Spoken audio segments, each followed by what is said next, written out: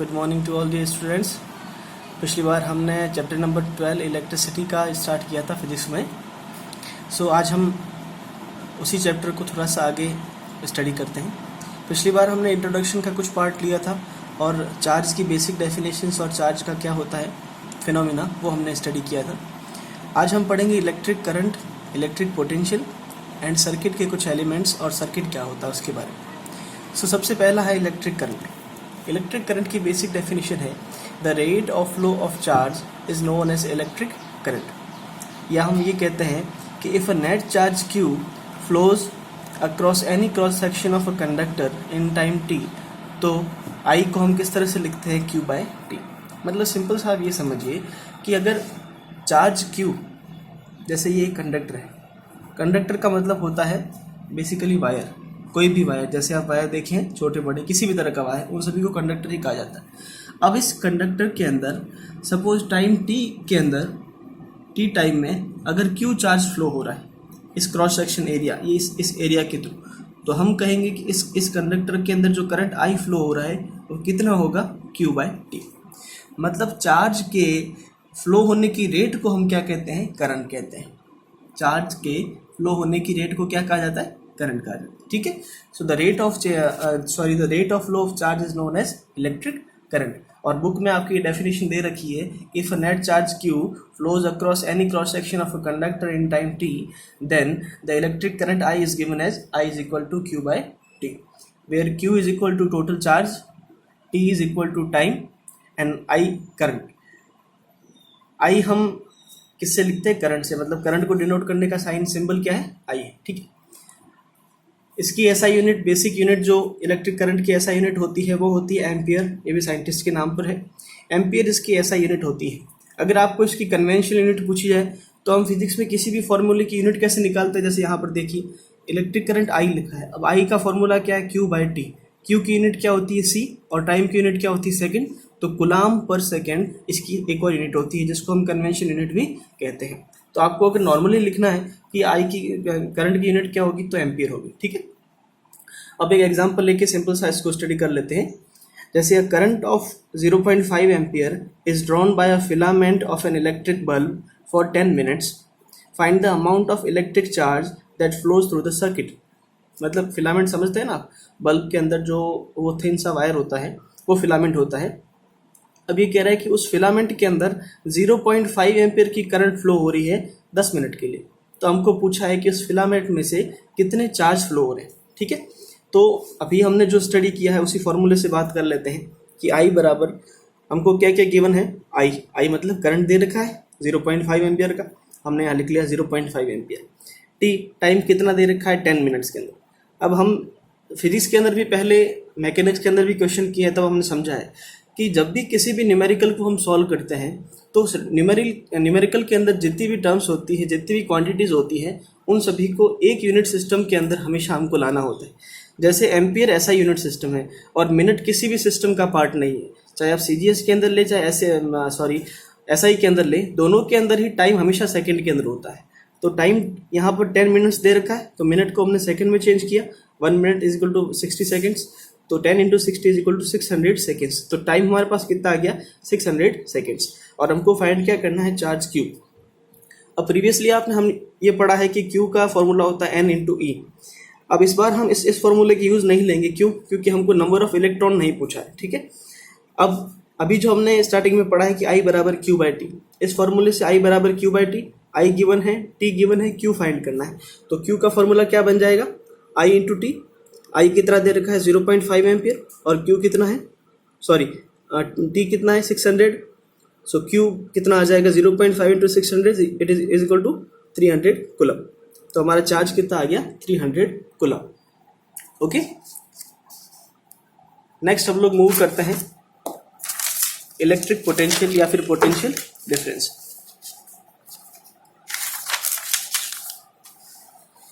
Electric potential and potential difference. The electric potential is defined as the work done to move a unit charge from one point to another. देखिए इधर, मतलब कि किसी भी एक point से दूसरे पॉइंट पर, सपोज ये पॉइंट P1 है, ये पॉइंट P2 है। अब कोई एक चार्ज Q यहाँ पर रखा हुआ है। अब इस चार्ज Q को इस P1 पॉइंट से P2 पॉइंट पर अगर हम मूव करवाएं तो हमने जितना वर्क किया इस Q चार्ज को मूव करवाने में उसे कहते हैं इसका पोटेंशियल।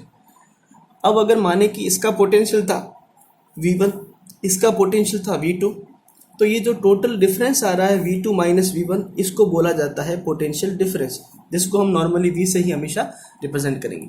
मतलब एक Q चार्ज को एक पॉइंट से दूसरे पॉइंट पर मूव करवाने में जितना वर्क डन किया जाता है उसे हम क्या कहते हैं, पोटेंशियल डिफरेंस। सही बात है, ठीक है। तो उसी को बोला है कि the electric potential is defined as the work done to move a unit charge from one point to another. और आपकी बुक की डेफिनेशन से कहें तो the electric potential difference between two points in an electric circuit carrying some current as the work done to move a unit charge from one point to the another. मतलब कह रहा है कि यहाँ से यहाँ चार्ज को मूव करवाना है, तो इस चार्ज को मूव करवाता कौन है, इलेक्ट्रिक करंट जिसे हम कहते हैं। तो चार्ज मूव करता है जिससे क्या बनता है, इलेक्ट्रिक करंट, ठीक है। तो V का फॉर्मूला हमने लिख लिया W/Q।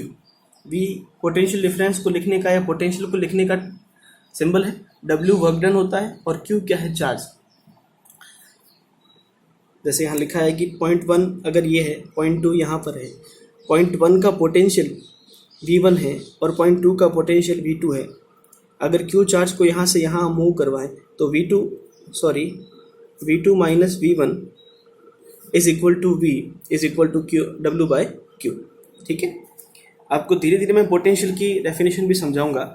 जैसे अगर अपन बेसिकली जैसे सिंपल पोटेंशियल क्या होता है उसकी बात करें तो आपने पोटेंशियल एनर्जी 9th के अंदर हमने पढ़ा है, मैकेनिकल एनर्जी के दो पार्ट होते हैं, पोटेंशियल और काइनेटिक। तो पोटेंशियल एनर्जी का मतलब क्या होता है कि अगर एक ऑब्जेक्ट हाइट पर है, मतलब एक ऑब्जेक्ट यहाँ पे था उसको हमने लिफ्ट करके यहाँ ले गए, तो इसके अंदर एक पोटेंशियल एनर्जी स्टोर हो जाती है। इसको हमने क्या बोला था, mgh। मतलब कि किसी भी ऑब्जेक्ट को जब हाइट पे लेके जाते हैं, मतलब कि एक ऑब्जेक्ट के अंदर पोटेंशियल का डिफरेंस आता है, उसी को पोटेंशियल डिफरेंस कहते हैं, उसी को पोटेंशियल एनर्जी कहते हैं।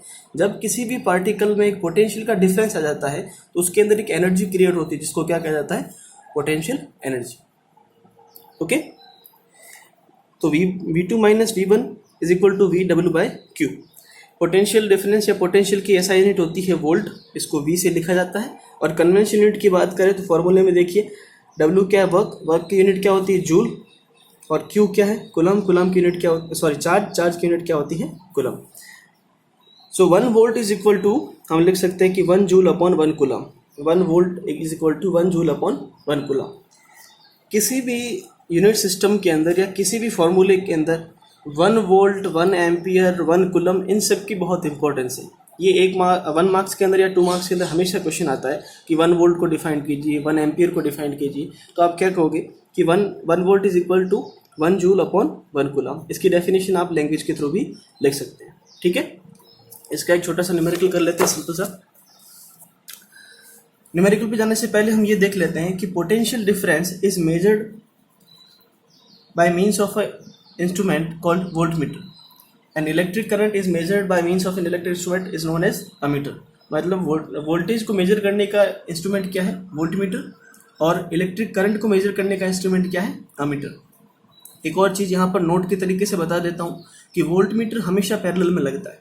पैरेलल का मतलब समझते हो, जैसे कि दो लाइंस पैरेलल कैसे होती है, एक लाइन ये है, दूसरी लाइन ये है, इनको बोलते हैं पैरेलल। अब इन्हीं दो लाइन को, जैसे ये लाइन L1 है, ये लाइन L2, अब इन्हीं दो लाइन को अगर मुझे सीरीज में लगाना है तो मैं कैसे लगाऊंगा, ये L1 ये L2। बस यही हम आगे जाके अगले लेक्चर में पढ़ेंगे कि सीरीज और पैरेलल कॉम्बिनेशन कैसे होता है। तो ये दो रजिस्टर्स है, इनको पैरेलल कॉम्बिनेशन में लगाना है तो इस तरह लगाएंगे, सीरीज में लगाना है तो एक लाइन के अंदर लगा लेंगे, ठीक है। तो पोटेंशियल डिफरेंस मेजर करना है, जब भी आपको वोल्टेज मेजर करना है तो वोल्टमीटर को हमेशा पैरेलल में लगाते हैं और अमीटर को सीरीज में लगाते हैं, ठीक है। वोल्टमीटर का ये साइन है, बुक में भी आपके दे रखा है, वोल्टमीटर का ये साइन दे रखा है, अमीटर का ये साइन दे रखा है, ठीक है। ओके, अब आपको कोई छोटा क्वेश्चन दे दिया जाए कि आप सर्किट डायग्राम ड्रॉ कीजिए गिवन कंपोनेंट्स की हेल्प से, तो आप कैसे ड्रॉ करेंगे। तो बेसिक कंपोनेंट्स क्या क्या हैं देख लेते हैं। पहला है इलेक्ट्रिक सेल। इलेक्ट्रिक सेल एक सिंपल सेल, एक बेसिक सेल होता है, एक सेल होता है जिसको हम इस तरह से लिखते हैं प्लस माइनस, एक टर्मिनल छोटा एक टर्मिनल बड़ा, या हम इसको अच्छी लैंग्वेज में बोले तो बड़ा वाला टर्मिनल कहा जाता है हायर पोटेंशियल और छोटा वाला कहा जाता है लोअर पोटेंशियल। ओके, अब अगर कॉम्बिनेशंस ऑफ सेल ले लें, मतलब इस एक सेल की जगह हम 2-3 सेल को ले लें, मतलब कॉम्बिनेशन ऑफ सेल्स ले लें, तो उसी को हम कहते हैं बैटरी। मतलब बैटरी क्या होता है, एक से ज़्यादा सेल का कॉम्बिनेशन होता है। ओके, तो ये बैटरी का साइन आ गया। बैटरी का साइन जब भी आप बनाएं तो सपोज 4-5 सेल कंटिन्यू दे रखे हैं सीरीज के अंदर, तो हम क्या करेंगे, फर्स्ट वाले के टर्मिनल पे पॉजिटिव और लास्ट वाले पे नेगेटिव। स्मॉल टर्मिनल, छोटा वाला टर्मिनल हमेशा नेगेटिव होता है और बड़ा वाला पॉजिटिव होता है, ये आपको याद रखना है। ओके, नेक्स्ट बात करते हैं स्विच की। तो स्विच जब ओपन होता है तो उसको इलेक्ट्रिक सर्किट के अंदर ऐसे लिखा जाता है, ब्रैकेट बना के आप वायर को लगाएं और इस तरह। लेकिन स्विच जब क्लोज होता है, क्लोज का मतलब कि आप जैसे कि फैन हम ऑन करते हैं ना, तो ऑन को बोला जाता है क्लोज स्विच, और जब फैन को हम ऑफ कर देते हैं तो उसको बोला जाता है ओपन स्विच। ओके, तो क्लोज सर्किट का साइन कैसे हो जाएगा, इस तरह से, और ओपन का सिंबल इस तरह से हो जाएगा। ये सिंबल है, बिल्कुल आपको लर्न कर लेने हैं, धीरे धीरे आपको याद हो जाएंगे। इलेक्ट्रिक बल्ब का सिंबल इस तरह से होता है, और रजिस्टर जो अपना सबसे इंपॉर्टेंट कंपोनेंट है उसका इस तरह से कुछ सिंबल बना जाता है। ठीक है, अब आपको बोला जाए कुछ कंपोनेंट दे रखे हैं, उनसे आप उनको सीरीज में कनेक्ट करके आप एक इलेक्ट्रिक सर्किट बनाइए, तो सिंपल सा इस तरह लगा लें बैटरी। ये बैटरी आ गया, बैटरी के पास की लगा है, अब की क्लोज्ड है, क्लोज्ड होगा मतलब कि फैन जब ऑन होगा तभी तो उसमें करंट फ्लो करेगा, और करंट जो है वो हमेशा क्लोज लूप के अंदर फॉलो करता है। तो प्लस माइनस बैटरी का हमने लिख लिया, करंट इस तरह से फ्लो कर रहा है। यहाँ पे बल्ब लगा हुआ है, ये रजिस्टर लगा हुआ है, अमीटर लगा है सीरीज के अंदर, वोल्ट मीटर मैंने बताया था आपको पैरेलल में लगता है। सपोज आपको वोल्ट मीटर लगाना है तो कैसे लगाएंगे, जैसे ये रजिस्टर आर है, अब इसके अक्रॉस आपको वोल्ट मीटर लगाना है तो आप यहाँ पर वोल्ट मीटर लगाएंगे। देख रहे हैं आपकी वोल्ट मीटर और रजिस्टर दोनों पैरेलल में हो गए कि नहीं। मतलब आपको पूछा जाए कि इस आर रजिस्टर्स के अक्रॉस कितना वोल्टेज है मेजर कीजिए, तो आप वोल्ट मीटर को इस तरह से पैरेलल में लगाएंगे। तो कुछ बेसिक एलिमेंट्स को लेकर, कंपोनेंट्स को लेकर आप इलेक्ट्रिक सर्किट को इस तरह से ड्रॉ कर सकते हैं। ठीक है, करंट की बात करें तो current always flows from higher potential to lower potential. कोई भी चीज़ नेचर में, कोई भी चीज़, चाहे वो हीट हो, चाहे वो आप आगे बहुत सारी चीज़ आगे जाके पढ़ोगे, करंट की बात करें, पोटेंशियल, किसी भी चीज़ की बात करें, हमेशा नेचर के अंदर कोई भी चीज़ हायर से लोअर की ओर ही फ्लो करती है। ठीक है, टेम्परेचर हो चाहे कुछ भी हो, तो इलेक्ट्रिक करंट भी इस तरह से पोटेंशियल डिफरेंस जितना ज़्यादा है, ज़्यादा वाले से कम की ओर फ्लो करता है। ठीक है, बैटरी की बेसिकली मैं आपको सिंपल टर्म में बताऊं तो battery is a source of energy. ये पूरे सर्किट को एनर्जी कौन प्रोवाइड करता है, वो ये बैटरी प्रोवाइड करती है। तो बैटरी का मेन वर्क क्या हो जाता है, पूरे सर्किट को एनर्जी प्रोवाइड करना। ये एक एनर्जी डिवाइस है, इस पूरे सर्किट को ये एनर्जी देता है। ठीक है, अब इसके आगे हम सीरीज और पैरेलल कॉम्बिनेशंस की बात करें, उससे पहले हम ओम्स लॉ पढ़ेंगे। ओम्स लॉ पढ़ने से पहले हम रेजिस्टेंस की बात करेंगे कि रजिस्टर क्या होता है, उसके थ्रू रेजिस्टिविटी कैसे आती है। ठीक है, थैंक यू।